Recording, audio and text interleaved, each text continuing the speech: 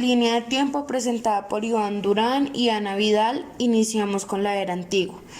La economía era de corte rural, su principal ingreso era la agricultura. No era considerada una ciencia, sí, aparte de la filosofía, y se relacionaba con la administración. Venía del griego oikonomos, manejo de los asuntos domésticos. En el año 1615, y gracias al texto de Montchetretien, Tratado de Economía Política, la palabra economía empieza a relacionarse con asuntos públicos.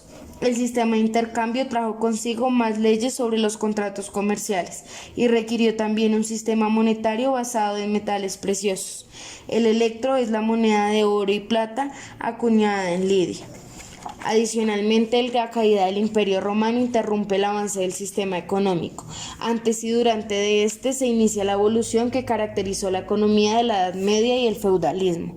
En el año 367, las leyes de Linnæus limitan la cantidad máxima de tierra por personas a 500 yugos. Tiberio Graco, quien fue asesinado, propone limitar el tamaño de propiedad individual y que el excedente sea de los campesinos. Augusto regula el matrimonio para aumentar la población y así la mano de obra del campo.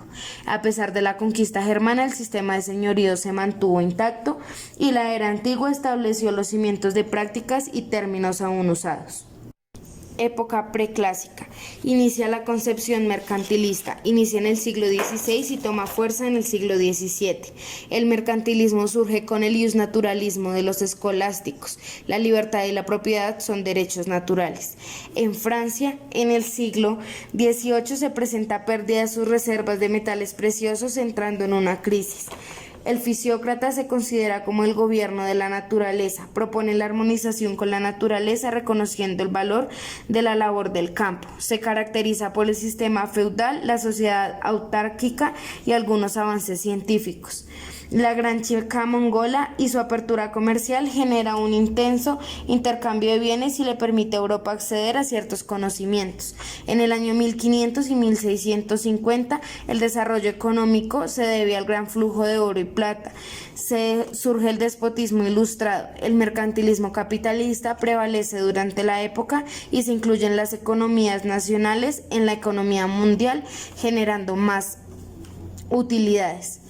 Seguimos en la época clásica, que se caracteriza por 4 etapas: el desarrollo, la distribución de ingresos, la población y el comercio internacional. Se inicia la era donde la economía se considera como una ciencia. Se sistematiza la noción de economía. Los economistas clásicos promueven la economía abierta, abriendo así el comercio al exterior. Se considera que la economía tenía un orden natural en esa época. En Inglaterra, la revolución industrial lleva el avance económico de lo agrícola a lo industrial. Surge el Gengis Khan, que es la unificación de gran parte de Asia en el siglo XVIII. Hay avances en otras ciencias debido a esto.